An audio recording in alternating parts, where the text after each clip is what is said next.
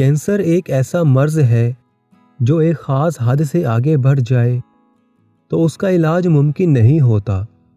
پہلی سٹیج میں بھی اس مرض کا علاج اتنا مہنگا ہے کہ ہر کسی کے لیے اسے افورڈ کرنا ممکن نہیں ہوتا، اور جو لوگ علاج کروا پاتے ہیں انہیں کیمو تھراپی کے انتہائی تکلیف دہ عمل سے گزرنا پڑتا ہے۔ بعض اوقات کیمو تھراپی بھی مریض کی جان لے لیتی ہے، لیکن اب سائنسدانوں نے اس جان لیوا مرض کا انتہائی آسان علاج دریافت کر لیا ہے۔ یونیورسٹی آف کیلیفورنیا کے سائنسدانوں نے ایک تحقیق کے دوران یہ پایا کہ انگور کے بیج کا رس پینے سے صرف 48 گھنٹوں میں ہی نتائج آنا شروع ہو جاتے ہیں۔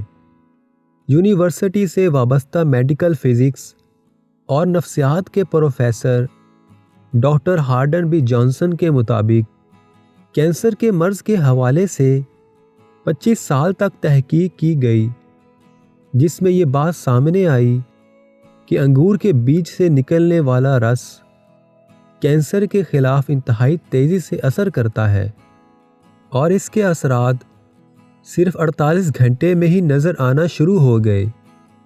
بین الاقوامی کینسر مافیا یہ بھی نہیں بتائے گا کہ کینسر وٹامن B17 کی کمی کا نام ہے، اس لیے بین الاقوامی سطح پر ایسے ٹانکس بنانے پر مکمل پابندی ہے جو کہ وٹامن B17 فراہم کرتی ہوں، کیونکہ اگر ایسا ہو گیا تو کوئی بھی کینسر کا مرض باقی نہیں رہے گا اور کھربوں ڈالر کی یہ عالمی صنعت زمین بوس ہو جائے گی۔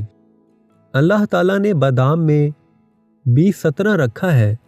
جو شخص ایک دن میں 5 سے 7 بادام روزانہ کھا لیتا ہے اسے وٹامن B17 کی کمی نہیں ہوتی، اور کینسر کی بیماری انشاءاللہ کبھی نہیں ہو سکتی۔ لہسن اور پیاز میں الائڈ سلفائڈ ہوتے ہیں جو معدے کے کینسر کو پیدا ہونے سے روکتے ہیں۔ غذائی ریشے بھی کینسر سے بچاتے ہیں۔ ریشہ دار غذائیں گندم، چاول، چنا، جوار، باجرہ، مکئی قدرت کا انمول تحفہ ہیں۔ لیموں، سنترا، مالٹا اور بیروں میں ایسے منرلز اور وٹامنز ہوتے ہیں جو خلیات کی مدد کر کے کینسر پیدا کرنے والے مالیکیولز کی ساخت کو توڑ دیتے ہیں۔ چقندر، گاجر، سیب، کریلے، ٹماٹر، سرسوں کا ساگ اور ناریل کا استعمال کینسر سے بچاتا ہے۔ منہ اور حلق کے کینسر کی سب سے بڑی وجہ فاسٹ فوڈ کا استعمال ہے۔ یہ نسخہ ہمارے ایک فین نے شیئر کیا ہے۔ کینسر کسی بھی قسم کا ہو، اس نسخے سے انشاءاللہ مکمل شفا ہو جاتی ہے۔ 1 کلو زیتون کے تیل میں 100 گرام ہلدی پکائیں۔